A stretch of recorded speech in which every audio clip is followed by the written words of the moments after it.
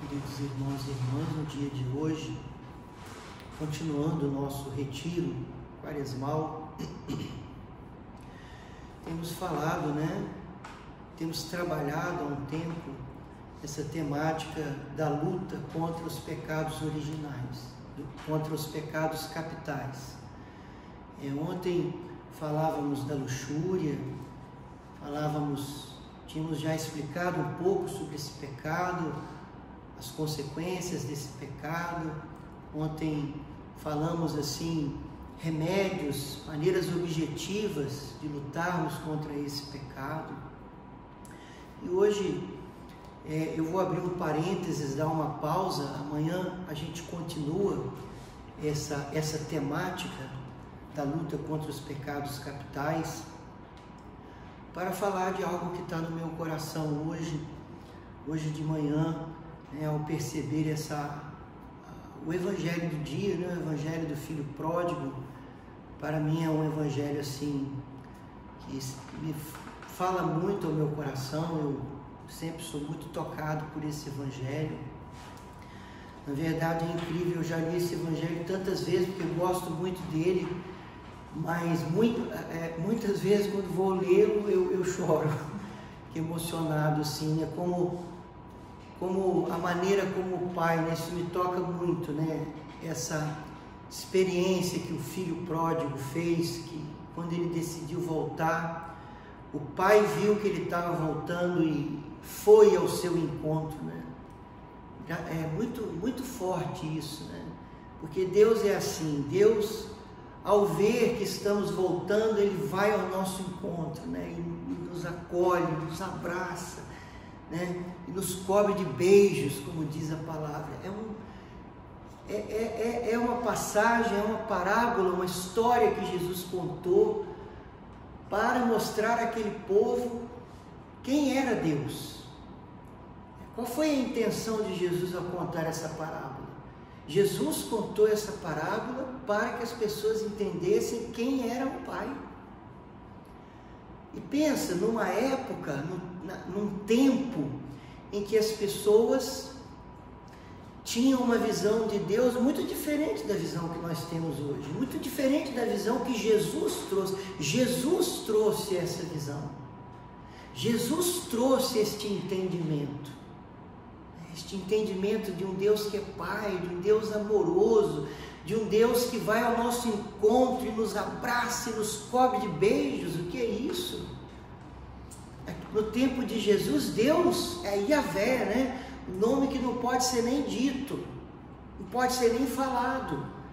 O Deus da justiça, o Deus vivo, o Deus poderoso. Ainda que o Antigo Testamento fale também da misericórdia de Deus, mas essa maneira de se relacionar com Deus que Jesus ensinou, chamar Deus de Pai, chamar Deus de Abá, Abá Pai, Papaizinho, muito forte isso, E lógico, essa passagem também se encaixa um pouco nesse contexto desse estudo que temos feito dos pecados originais, dos pecados capitais, já que no início começamos a falar dessa realidade do pecado original, das sequelas, das consequências do pecado original, como que a nossa natureza ficou decaída, essas más tendências, a desordem. O pecado original deixou uma desordem em nós, nos estragou de alguma maneira, os nossos apetites, os nossos impulsos, eles ficaram meio que estragados, desorientados, não mais voltados para Deus, ficamos voltados para nós mesmos. E nesse sentido, a desordem deixada pelo pecado original em nós fez com que todos os homens e mulheres estivessem assim como o filho pródigo, longe do Pai. A desordem do pecado original fez isso conosco. De alguma maneira, todos nós estamos assim como que longes do Pai, afastados do Pai, e precisamos fazer o caminho de volta para o Pai. Esse caminho de volta para o Pai é lutar contra essas desordens, é permitir que a graça de Deus nos reoriente para Deus. É preciso fazer o caminho de volta. De alguma maneira, todos os homens, em vista da natureza decaída, em vista da nossa natureza que ficou decaída, todos nós estamos como o filho pródigo, longe do Pai. Não conseguimos estar tão próximos como gostaríamos, por causa da nossa condição de fragilidade, de fraqueza, de pecado, de miséria. E precisamos fazer o caminho de volta. E o que é fazer o caminho de volta? Fazer o caminho de volta é fazer o caminho de volta para o plano original de Deus. Fazer o caminho de volta para o que foi o sonho de Deus para o homem e a mulher na criação. Fazer este caminho de volta, né? Voltar a Deus, né? E aqui, se nós formos olhar toda a realidade, né, das verdades da fé, da espiritualidade, pensemos nos mandamentos que Deus nos deu, que Jesus Cristo então deu sentido também a esses mandamentos no Sermão da Montanha. Pensemos em toda a palavra de Deus, tudo aquilo que os evangelhos, tudo aquilo que a palavra nos ensina a viver. Tudo isso são critérios, são meios para voltarmos ao que foi o plano original de Deus para o homem e para a mulher na criação. A oração, a caridade, quando Deus nos pede para viver o amor, né? Nós estamos na quaresma, o tripé da quaresma, jejum, a oração e a esmola, né? A caridade, a penitência e a oração. A quaresma se dá sobre esse tríplice exercícios, né? Sobre esse tripé, a caridade, a penitência e a oração. Para quê? Para quê? Para fazermos o caminho de volta, para voltarmos ao que foi o sonho de Deus para o homem e para a mulher na criação, para fazermos esse caminho de volta de sermos todo de Deus, para fazermos esse caminho de volta de nos unirmos a Deus. Pensa o que é a oração. A oração, gente, é um caminho para a verdade, é um rompimento com a ilusão de não dependermos de Deus. É um rompimento com a ilusão de achar que é possível existir a vida sem Deus. A oração nos eleva a Deus. A oração nos eleva aos céus para que possamos nos unir a Deus. Pensa só. Então, a oração, todas as vezes que nos colocamos em oração, nós fazemos o caminho de volta. A oração já é um interromper esse processo de separação com Deus. A oração já é interromper esse processo de estar distante de Deus. Toda vez que você se coloca em oração, você se volta para Deus. Você se volta para Deus, você faz o caminho de volta que o filho pródigo fez. A oração é isso. Então veja bem, nós precisamos crescer na vida de oração. Nós precisamos estreitar cada vez mais todo o distanciamento que a nossa natureza, fragilizada pelo pecado, impõe em relação a Deus. A nossa natureza fragilizada impõe um certo distanciamento. Quanto mais uma pessoa é de oração, mais ela faz esse caminho de volta, mais ela volta para Deus, mais ela se aproxima de Deus, mais ela se eleva a Deus.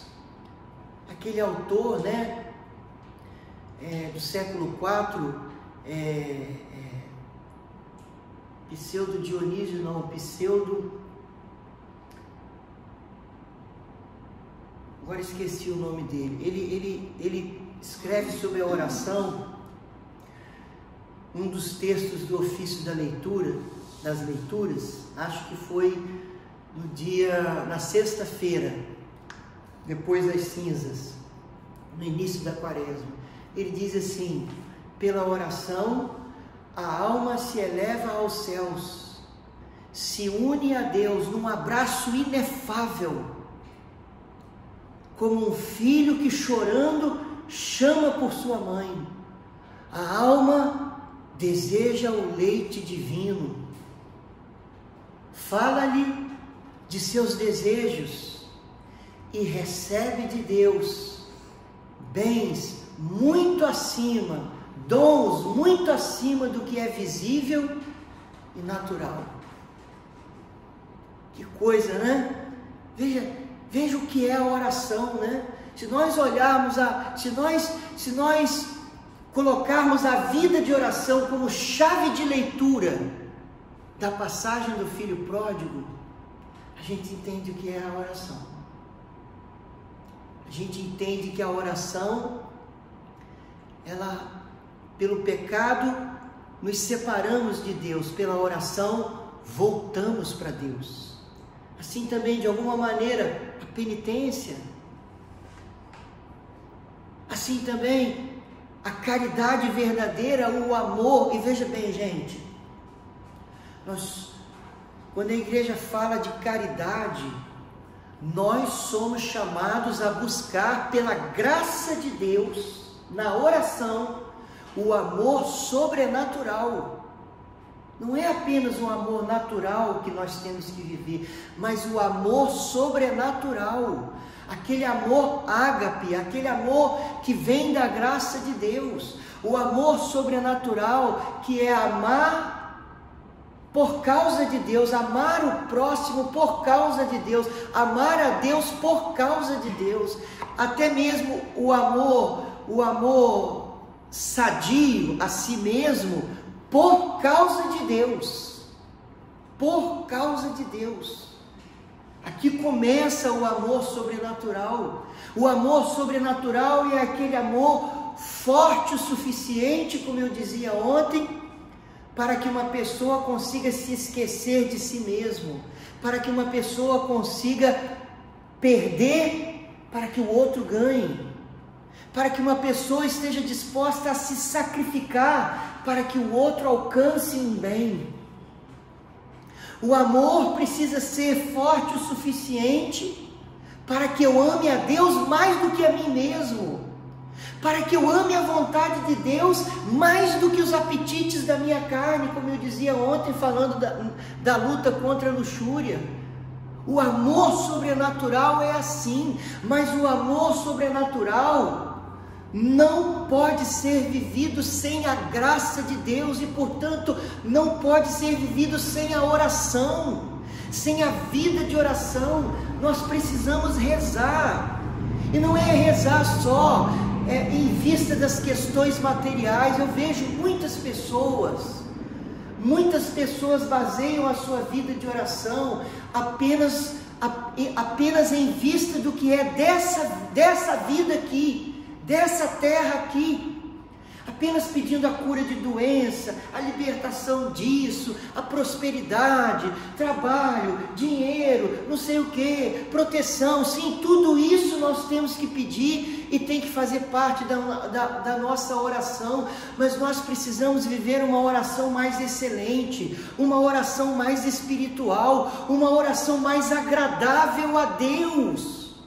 Uma oração que encante o coração de Deus quando perceber que estamos rezando, pedindo a humildade, pedindo a conversão, pedindo a cura do coração, quando perceber que estamos pedindo a graça de amar de modo sobrenatural, amar movido pelo poder do Espírito Santo. Quando perceber que estamos pedindo a graça de não só de viver as virtudes, mas de vivê-las de modo heróico, como os santos as viveram. Nós temos que ser mais espirituais, pensar nas coisas espirituais. A nossa oração precisa girar mais em torno das coisas espirituais, não só em torno das coisas dessa vida. Precisamos nos tornar cada vez mais pessoas espirituais, e aí sim, estaremos fazendo esse caminho de volta ao que foi o sonho de Deus para o homem e para a mulher na criação. O pecado estragou um pouco, né? Tentou destruir o sonho de Deus, mas veio Jesus e reconstruiu, se tornou possível para nós de novo. Então vamos pensar nisso, né? Deixa eu dizer uma coisa para terminar. Eu já falei isso aqui, vou só repetir. Quaresma é um período pedagógico. Com certeza vou repetir ainda de novo. Mais para frente, com certeza vou voltar a falar isso. Quaresma é um tempo pedagógico. É um tempo onde o Espírito Santo está nos ensinando a viver da maneira que temos que viver todos os dias da nossa vida, não só no tempo da Quaresma. Não tem sentido uma pessoa viver vários exercícios e várias coisas na Quaresma e depois da Quaresma volta tudo como era antes. Na Quaresma eu estou acordando todos os dias 3 horas da manhã para rezar. Que bom, meu irmão. E quando acabar a Quaresma, aí você não vai rezar mais? Você vai continuar acordando 3 horas, ou pelo menos vai acordar às 5 para rezar até às 7, ou vai acordar às 6 para rezar até às 7, entendeu? A Quaresma precisa te ensinar a rezar, para que depois que passar a Quaresma, você tenha dito: eu aprendi a rezar na Quaresma, e depois da Quaresma eu passei a ser uma pessoa de oração. E aí, na Quaresma você está dando esmola, está fazendo caridade, está ajudando as pessoas, tá? Aí depois da Quaresma, agora é só, eu estou fazendo caridade para me purificar, né? Pô, você não entendeu nada. A Quaresma está aqui para te ensinar a viver a caridade. Então se force a viver a caridade na Quaresma, e aí aprenda, e depois da Quaresma você aprendeu. É aprendizado. É aprendizado. Nossa, na Quaresma eu estou jejuando todo dia. Aí depois da Quaresma você não vai mais jejuar? Então você não entendeu nada. A Quaresma está te ensinando que o jejum é uma coisa importante. Que quem quer ser de Deus mesmo precisa mortificar o lado velho da carne. Não é só na Quaresma. Não, a Quaresma está te ensinando isso. Você não está conseguindo entender. Você não aprendeu. Quantos anos você tem? Tenho 60 anos. Então, tem mais ou menos uns 50 anos que você faz uma Quaresma consciente e ainda não aprendeu o que a Quaresma tenta te ensinar todos os anos. Que a penitência é importante, que a oração é importante, que a caridade é importante. E você só vive isso nos 40 dias? Para, amigo. Para, nem na Quaresma você precisa viver isso, porque não está adiantando. Entendeu? Não está adiantando. Você não está conseguindo aprender o que a Quaresma quer te ensinar. Ela quer te ensinar a viver para Deus. Amém? Então louvado seja o nosso Senhor Jesus Cristo. Para sempre seja louvado. Até amanhã, se Deus quiser.